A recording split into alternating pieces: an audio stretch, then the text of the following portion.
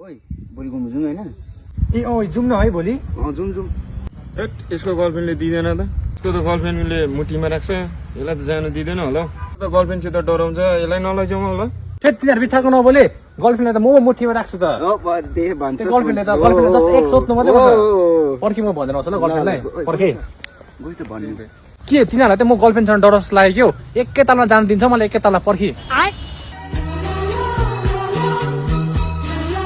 दिदी उठ्नु एउटा कुरा भन्छु। म नि साथीहरूसँग घुम्नु जान्छु ल भोलि। जान्छु नि हौ त्यहाँ, जान्छु नि हौ त्यहाँ, जान्छु नि हौ, जान्छु नि हौ,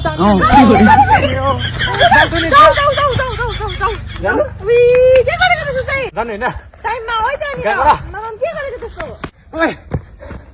ओइ मलाई जानु दिए त, देखि छैन मलाई रोक्नु खोज्दै थिएँ, 2-3 थप्पड लगाएर आइदिएको। गर्लफ्रेन्डसँग डर जस्तो लाग्यो, डर दिन्छ मलाई त। गर्लफ्रेन्ड त मुठीमा राख्छु, मुठीमा। देखि छ होला नपत्याएको होइन। के हो त त्यो त लुगा त मैलै छ त अन्त। लुगा त सानो उता फर्की त। सुइया सुइया से अब तो लगी